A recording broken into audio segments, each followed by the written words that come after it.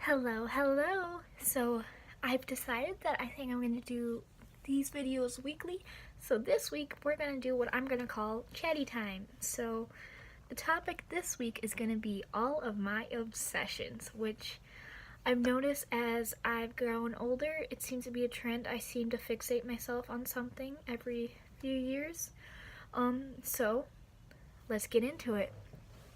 So first off, my first really recognizable obsession was monkeys. So one year for Christmas, I think it was third grade, I got a stuffed monkey and I named it, well, what other than Monkey, and I slept with it every night along with my blankie. And so then the next year we changed up bedrooms. So me and my sister used to share a bedroom, but then my older brother, had graduated from high school and moved out because he went to the Marines, and so me and my sister got our own bedrooms, and I decided I wanted my theme to be monkeys. So my parents went with it. So I had monkey wallpaper, I had monkey bedding, I had monkey blankets, just everything monkey in that room. It was crazy. And so, like, I was obsessed with monkeys from like 4th grade to 7th grade. Like, everything, my mind just, monkeys, everything. So then, sorry, I have a list.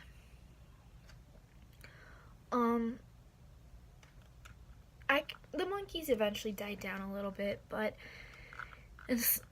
so I'd like to start this next one off saying I've always been a huge sports fan. Like, anything, I love sports in general, which will also make sense for a later one.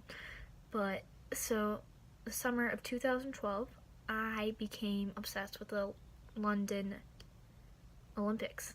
I watched them all of the time, and it was like a religion for me. If I did not have a scheduled or planned event, I was watching the Olympics, and I stayed up all night. I watched all the live events I could. I even watched pre-recorded events, and so yeah, it was crazy. And then in the middle, I got really fixated on Call Me Maybe because of the U.S. Olympic swim team. They did their routine to it, like, while they were there, during practice, and on the plane. And so I became fixated on that song. Well, one song only lasts, like, you can only become obsessed with it for so long, just one song. So this kind of takes me into my next one, which, if you know me, you know what this one is. Everybody knows what this one is. So it was the closing ceremony, and I was watching it, of course. What else would I be doing? And then comes along this little semi with 5 guys singing.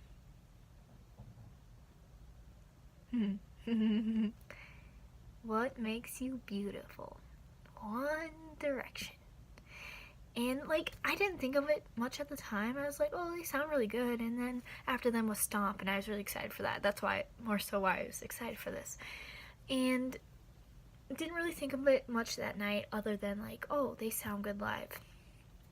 So then the next day I was really feeling blue because, I mean, they still had the Paralympics, but it's just not the same.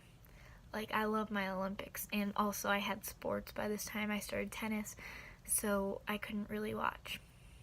So I made one of the biggest mistakes in my life, guys. I opened up YouTube on the computer and I searched One Direction. Don't do it. No matter what somebody might tell you, don't. I mean, I don't regret it, but it was a mistake because it led me down this very dark path. I wouldn't say it's dark, but oh god. Oh, it's what got me hooked. That's for sure. So I just watched One Direction videos. The main thing, One Direction funny moments. And there's, like, you type that into YouTube, you'll get like thousands of videos just there, just compilations of my favorite people. So I feel like this is the biggest thing, One Direction. It's been my biggest thing. And like the summer, like obviously I knew who they were. I knew what Makes You Beautiful was because it was on the radio all the dang time. I had watched iCarly when it came out, that episode, where Harry gets sick and they're like, but then he pretends to be sick after a while because he doesn't really have the jungle worm, so he wants Carly to take care of him. And like I watched that, and I watched the KCAs where they were at, and I watched them perform there, but I didn't really think much of it. Like I didn't care. I was like, who cares? They're just another boy band. And like the beginning of that summer, I was playing softball, and me and my friends, we just all sang the parody because we were so annoyed with the song. So like I didn't think of it at first, but then I watched the videos. Oh, don't watch the videos. And so that's what got me stuck. And like at first I would not admit it. I'd be like, no, I just kind of like them, like it's not a thing. Within like a month or two, I was like, yeah, it's a thing. And then Take Me Home came out, and a friend bought it for me for Christmas. So, and then I got a whole bunch of One Direction stuff for Christmas because it's easy to get One Direction stuff. I still get it, and I don't get mad either. I love it. So, and then January came on, 2013. Was it? Yeah, 2013. And I got my Twitter account.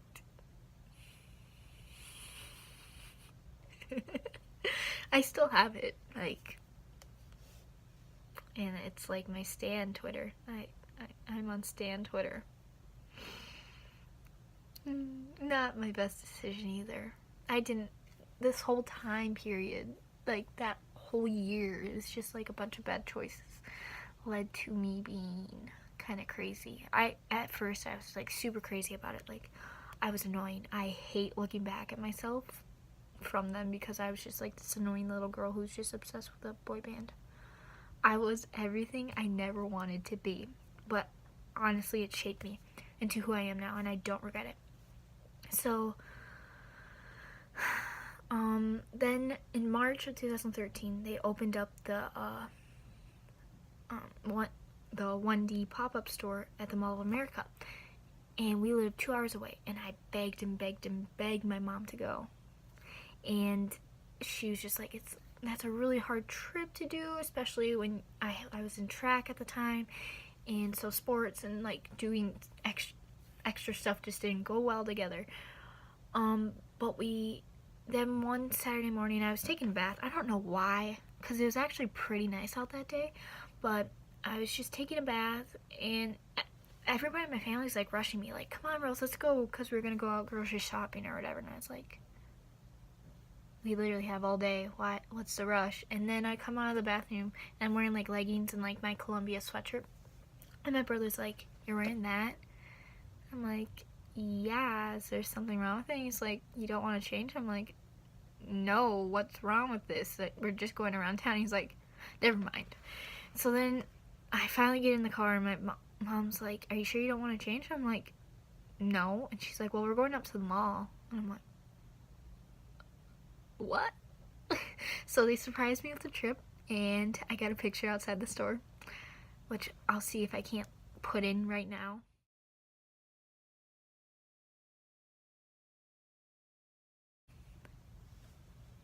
Yeah, I was really happy. They totally like pulled the rug out from under me there. I was so surprised, and it was a good day. I got, oh, just a second. I think I still have them. So I got the Take Me Home t-shirt, and then I lost one of them. I don't remember which one it was. Okay, I think I lost Liam's, and I lost another one of these. So got a whole crap ton of bracelets. I'd wear these all the time, and the little 1D charm. And then like it has their names on it, and I'd match them up with my outfits too. So like I wear this one, Harry's, a lot, and then this one was my favorite. And then I got this one as well, just like a simple one, and then on the inside. Oh my god, this is so childish. Oh, I hate myself. Okay. When you stretch it out, oh, come on, focus for me. I don't know. I don't think it will. It says future Mrs. Styles. Made my heart happy. At least I didn't get one of those t-shirts, otherwise I'd really hate myself. At least this way I can hide it. So yeah, I got surprised with that. And I actually bought everything from there myself. I'm a good little kid. So I didn't get to go that summer to the Take Me Home tour, as I started liking them a little bit too late and the tickets sold out like right away. I was really like sad. I watched news stories and cried in my parents' room because I couldn't go. It was really sad, and I wish I could say I was joking when I say that I cried, but I'm not joking. It truly did happen. And then so then they released Midnight Memories, and I watched all like 8 hours of the 1D day. They don't get enough credit for doing that. Like, that was awesome. They spent time of their day doing something they totally didn't have to do, and it made me really happy. So thank you, boys, for that. No matter how stupid you were during your segments. And then, so yeah, Midnight Memories came out, and then they released the dates for the Where We Are tour. And there was no Minnesota date, so I just kind of brushed it off. Didn't like let myself think about it, because it's like, I can't go to Chicago, like, that's so far away, and I have sports that time of year, and band will be started, and I can't miss that. But then March comes along, and my mom texted me on a Sunday night because she wasn't home for other reasons I don't want to get into, and she's like, would you want to go see One Direction in Chicago? And I was like, yeah. So she bought me tickets to go with a friend and her mom. Neither of my parents wanted to go. I really, really wanted them to go, but they wouldn't. So we made a trip out of it. We went to Chicago for the weekend because my older sister lives there. So we visited with her, and it was really good. Oh, I was really on edge for the whole time. Like, I couldn't eat the whole time I was there. But it made me really, really happy. And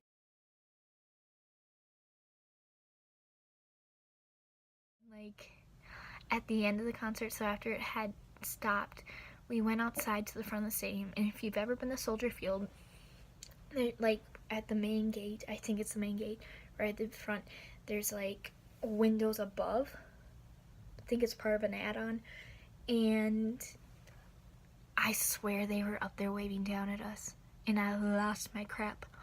Oh my goodness, I was so happy because they were like, it was them, it was them. Just like when they come out first at the concert, like, they're real. They're not just on my TV screen or my computer screen. So it made me super duper happy. And then I had to go to school next Tuesday, starting my 10th grade year. And then 4 came out, and then the whole drama with like the Today Show, I think it was. Yeah, the Today Show and Zayn not being there. And that was super sketchy. Still is super sketchy. Like, he just wasn't there because he was sick. Was he really sick? The world may never know. So then they started the On the Road Again tour. And like, I think they started in Sydney. I'm pretty sure. Like 99.99% sure.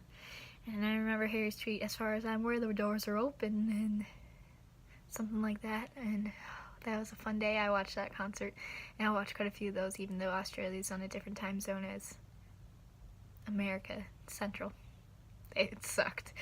But and then so that first, like, in Australia went, and New Zealand went by fine, and then the whole drama came out during Hong Kong with, well, Louis had his stuff, and then Zayn had his stuff, and then Zayn left the tour, just like left, and none of us knew why. we were all under the impression it's just for like a short period of time. He's coming back. It's not that big of a deal. That happened on the 18th of March. And then March 25th happened. So I'm going to go through my day with, like, my afternoon mostly. Well, okay, so after lunch, I noticed I had a notification that the official One Direction Twitter account tweeted, but I didn't look at it because I had school, and also later that day I had something big. So I got my first job at Hy-Vee as a bagger, and I had my drug test that day, so I was kind of focused on making sure I could pee for that. I mean, I wanted this job, so I was like holding in my pee and stuff, so I just didn't check my phone at all during lunch, or like, even though I wasn't supposed to, or after school. I just went straight to Hy-Vee after school and got it done. And then I come out after the drug test or whatever, and I turn on the radio, and they're like talking about girls in hysterics because they left. And it had already been rumors, like there had been rumors already about how he left. And I was like, oh, he hasn't left, he's still in, he's coming back for like the South Africa shows, like no big deal. Well, but I drive around town listening, and they didn't really give me much more information. But then I'm like, wait, I got that notification earlier, like that was in the, like, stuffed in the back of my mind. So I pull up into my driveway, and I take out my phone and I look at it, and it says official statement. And at this point, I'm like crapping bricks. Like, I'm like, this isn't good. This is not good. And I read it because it was posted on Facebook, and that was my first trigger. And I just walk inside my mom's home. She made it home from work before I got home, and I'm just like numb, and I'm like, Mom, Zayn left One Direction. And my mom knew like how much the band meant to me. They still mean a lot. And she's just like telling me how he's gonna move on to bigger and better things. It's not all about One Direction. Yeah. I didn't really listen because I was like, I didn't know how to feel. And then that night I cried myself to sleep. I cried the whole next morning, and like practically all the day, the rest of the day at school. And I didn't cry that much at school. I was able to hold it in, but then I went home and I cried even more. And like my friends made fun of me, and I know it seems really trivial, but it meant like my world crumbled because One Direction meant that much to me at that time. They still mean a lot to me, but probably not that much. But it broke me, and I just couldn't I still can't actually. I couldn't wrap around why he left. Like at first I was just devastated, like heartbroken, like sad. But then within a week, anger set in, and that anger has never resolved because every explanation contradicted itself. I feel like we never got the explanation we deserved, and some people will be like, he doesn't owe you an explanation, but like I feel like he does, because he just left in the middle of a tour. They had to have been talking before that about going on their hiatus, or it had to be in the back of their minds, because if he just would have waited it out, he could have been making his real music within like 7 months. 8 months, 9 months, however long, because they went on their hiatus. So I tried to support and like Zayn, but it's been super duper hard. And I'm mad at myself because I'm so mad at him, but I just can't help it. Like, and it wasn't so much that I didn't get to see him on the Road Again tour. It was just that like all those shows, like the Southeast Asia shows, like Manila, for example, there's a really strong fan base there. Or like the South Africa, like the places they had never been before, that those fans would never get to see One Direction with Zayn in it. And I just got mad. I was like, why are you so selfish for doing that? I mean, everybody has their own reasons, and I just feel like we were never given those reasons, for sure. So it's still like a touchy subject for me. Still like makes me very angry, but so obviously I still support One Direction, and so I went to the On the Road Again tour.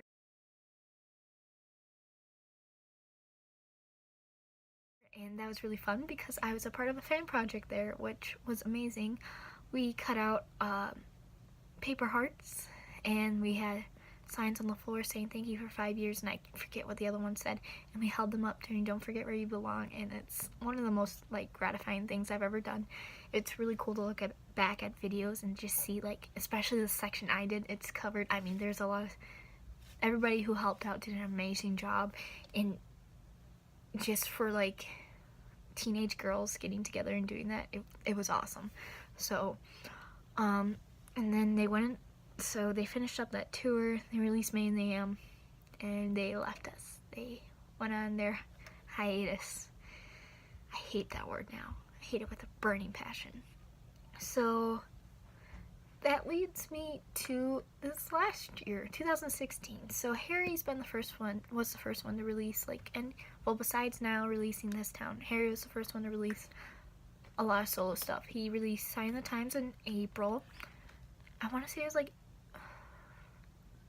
was it April 1st or 9th or something like that? I can't remember, of 2016. And I literally woke up at, what was it, 3 o'clock in the morning? Yeah, 3. Or was it 2? Something like a crazy hour to listen to it. Listen to Grimmy announce it on the radio. Oh my god, I was like, and it's long. I was not expecting it to be like 5+ minutes long, and I was like kind of falling asleep while I was listening to it, but it's so good. And then I wrote an article on it for my school newspaper. And then he released his solo album, and then he released the first little tour, and I wasn't able to get tickets because, of course, he didn't come to Minnesota, and that'd be ideal. And I wasn't going to try and go to Chicago, but then he released the next tour right away, and he's coming to St. Paul, going to the X. So I got tickets for that. I got the verified fan pre-sale through Ticketmaster, and so June 10th I got those, so I'm really excited to see that. And then they released Dunkirk, and I went to see that 5 whole times. 5 in theaters, and I paid for my dad, my sister, and my brother to go too. So I paid for 8 movie tickets. And then plus popcorn and pop. I had a lot of them. That's like upwards of towards $150 at one movie theater for one movie. So I really contributed to that box office number, I feel like. But it was really good. I would highly recommend it. Watch it more than once, because the time frame makes more sense after the second time. And if you watch it, you know what I mean. So yeah, definitely would recommend it. And then apparently following all their solo careers wasn't enough, so I decided, not really decided, it just kind of happened. I've always been a Vikings fan, but this year I started looking into stats, like hardcore, like I don't even know how to explain it. It was a good season too to do it, because I mean, even though it didn't end how we wanted it to, they still did very well. Especially given the circumstances. We lost Bradford, and we lost Cook right away in the season, and as soon as we lost Cook, I was like, oh my god, it's over. And then when we lost Bradford, I can't remember which order, but I was like, I was disappointed because it's typical Vikings. But then Keenum really stepped up, Murray and McKinnon really stepped up, Thielen and Diggs came through. Our defense was as strong as it's ever been, probably the top defense in the NFL if you don't think about the Eagles game. So I was super proud, and I actually looked into stats. I felt like a guy. I was so into it, but I don't regret that at all. And then over Christmas break, I'm so sorry. I got another obsession. Within a week and a half, I read the 50 Shades trilogy. Which actually, it's for me, it wasn't about the sex part. It really was. I mean, it helped. It does make a book a little more spicy, but I would definitely recommend. if you're into that. I mean, if you don't want to. But, and then I watched the movies, the first two movies, and then just this past Thursday, so 2 days ago, I went to 50 Shades Freed in theaters, and officially came out yesterday, and I cried, and it was very good. So, that's kind of like my general timeline of my obsessions. With all that being said, I can't help but think, what's next for me? I feel like there's probably something else out there for me. But then again, do I need anything else? No, I definitely don't. But I just feel like with my personality, I get hooked on something and I stick with it. So, yeah. So, thanks for watching this. I'd like to say, if you guys have any good suggestions for me for other videos, let me know, please, because I'm always looking for ideas. I'm still trying to figure this stuff out. So yeah, either comment down below or whatever and let me know what ideas you have. And yeah, so with that, until next time, which hopefully, if I keep with my word, is next week, I'll see y'all later. Thanks for watching.